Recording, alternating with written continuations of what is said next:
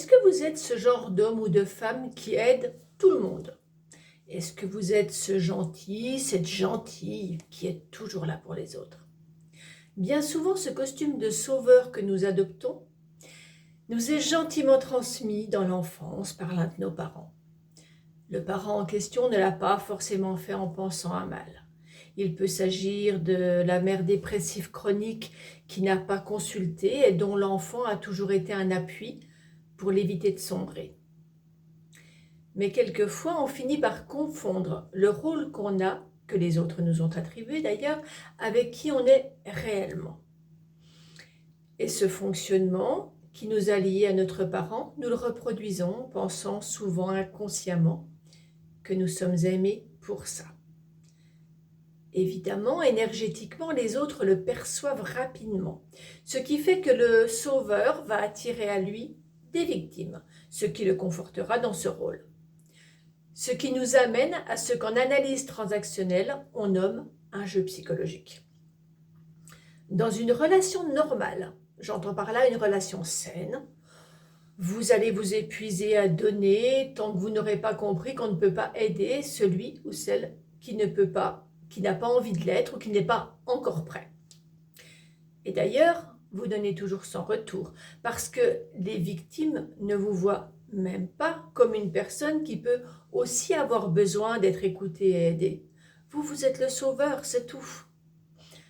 Vous prenez aussi le risque de vous entendre dire « Mais enfin, je ne t'ai jamais rien demandé », ce qui sera sûrement vrai.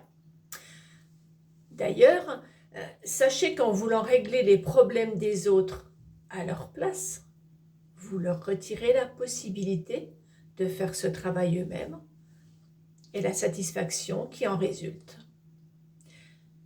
Je disais donc dans une relation saine, parce que lorsque vous avez en face de vous un manipulateur ou une manipulatrice, celui-ci, celle-ci va directement s'engouffrer dans vos failles.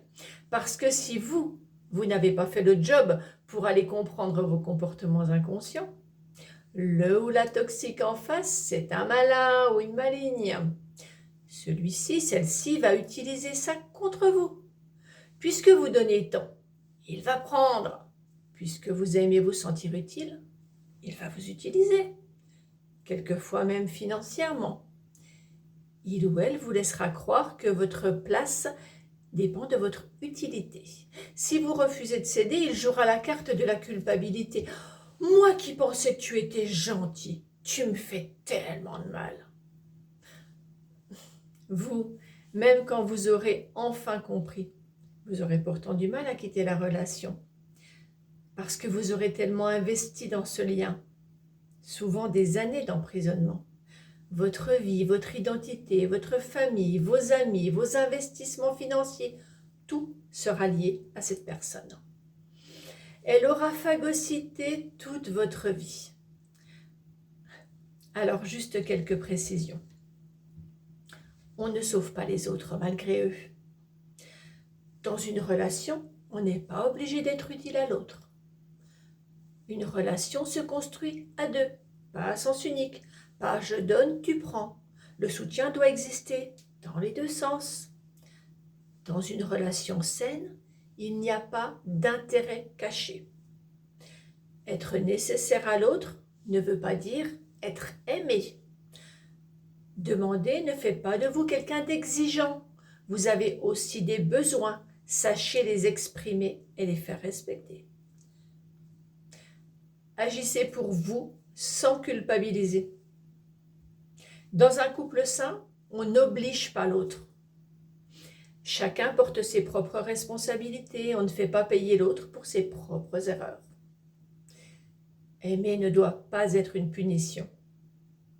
Si vous vous sentez malheureux ou malheureuse dans votre relation, ça n'est pas de l'amour, c'est une contrefaçon. Reposez-moi ça tout de suite. Un jour, j'ai posé la question à quelqu'un, « Qu'est-ce que c'est pour toi être en couple ?» Cette personne m'a répondu, c'est prendre soin de l'autre. J'avais à l'époque trouvé ça vrai, mais j'avais aussi trouvé ça limité, puisqu'il n'avait pas ajouté comme l'autre doit prendre soin de moi aussi. Je dirais donc que pour moi, être en couple, c'est être encore plus libre et encore plus épanoui que lorsque l'on est seul, mais grâce à une personne qui nous encourage à être la meilleure version de nous-mêmes.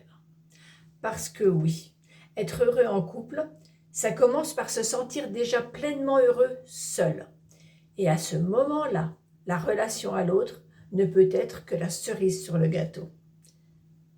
Si vous vous reconnaissez dans ce fonctionnement et qu'il vous fait souffrir dans vos relations, il est possible de travailler sur ce qui vous conduit à toujours faire passer les besoins des autres avant les vôtres. Dans mon accompagnement à Aubenas, en Ardèche, j'utilise notamment l'hypnose et le MDR en fonction de votre situation et de votre histoire. Prenez soin de vous. Vous êtes sacrément important.